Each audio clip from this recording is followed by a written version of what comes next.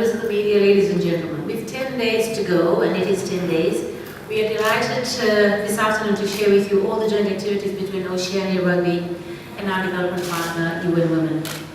Oceania Rugby is the Oceania Rugby Championships to be held on the 9th and the 10th of November at the NZ Stadium in Suva. At the outset, allow me to also mention that this would not have been possible without our collaborative and partnership efforts with the Fijian government and our host union, the Fiji Rugby Union.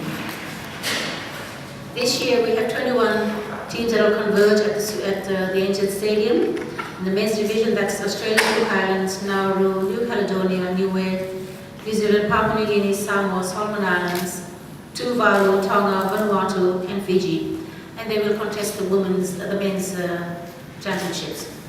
For the Women's Oceania Rugby Championships, we are very proud to be working together with the UN Women as a global champion for gender equality and the empowerment of women and girls towards an equal playing field.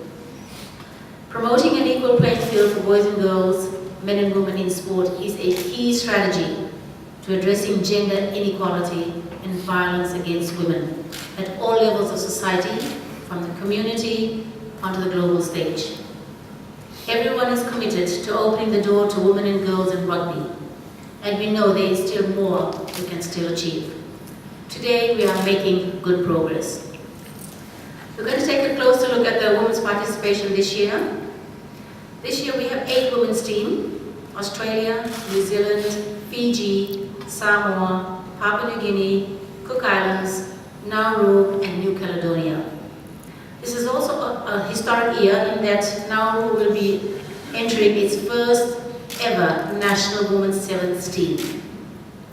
We also have New Caledonia, who will also be participating for the very first time in an Oceania Sevens Women's Championships. We have four teams in 2 pools. Pool A is Australia, Papua New Guinea, Samoa, and Nauru. And in Pool B we have New Zealand, Fiji, Cook Islands, and New Caledonia. Looking at our stats of women in and off the field of rugby, we have a total of 96 female players who will be coming to Fiji, 24 team officials who are females. For the new men's team manager, she's a woman and her name is Miss Sydney Ikiao. For the Tuvalu men's coach, it is also a woman and she's from Fiji, Miss Eleanor Kunatumba. On the officiating side, we have 4 female international appointed referees out of a total of 10. We have 2 female locally appointed assistant referees out of a total of 8. Our events manager, Marie Correa, who's sitting at the back, she's the one that's got this all organized. She will be events manager for the tournament. Our operations manager is Rosa Chud, again also a woman from Fiji.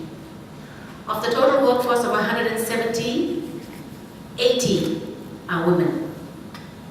And we are very, very pleased to also announce we'll be hosting Miss Amy Parrott. For those of you who are not familiar with Miss Amy Parrott, she was the first woman appointed to referee a men's teams competition in Australia. And she became the first female assistant referee in a Super Rugby competition prior to that. And we'll be very, very fortunate to have Amy come and officiate at the games. So she'll be refereeing both men and women's team. I'm just going to talk you briefly on the pool play. In Pool A, we have the current Women's Sevens Championships. Australia could be favored to take the pool on 4 million experience. They will be slightly disappointed by their own standards from the recent racing at the USA Sevens this month. And I'm sure they'll be out to square up the blocks with New Zealand when they take the stage. With the regular appearance at the Sydney Sevens and the Hong Kong qualifying tournaments under the belt over the last few years, Papua New Guinea will be expected to provide a more improved performance at this year's championships. PNG, however, will be very wary of Samoa in their pool, as both of them will be vying for a place at the Sydney Sevens and the Hong Kong Sevens. This is a qualifying event for them.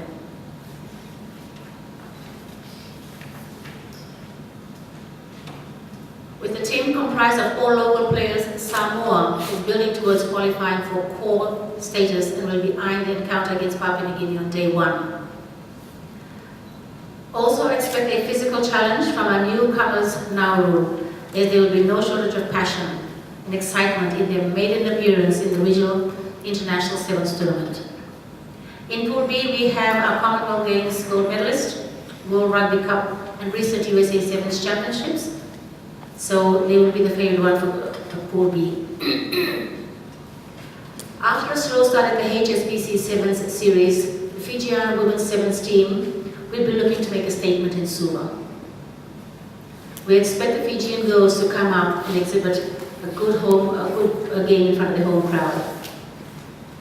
And I'm sure Cook Islands will make sure that they try and stop Fiji on the journey, as Cook Islands has been proven to be very, very feisty whenever they take the grounds.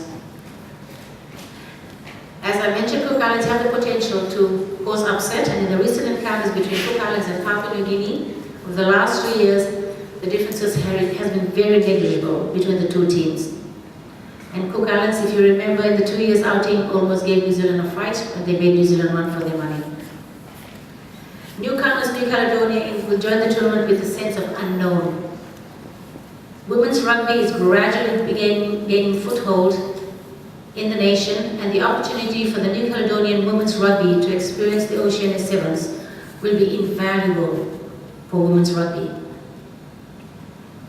Ladies and gentlemen and media, with that preview to the Women's Championships, let me round off by saying that promoting equal access to sporting codes for girls and boys, men and women, is a key strategy to demonstrating that women and girls really can do anything to level the playing field in life and to achieve more gender equal societies.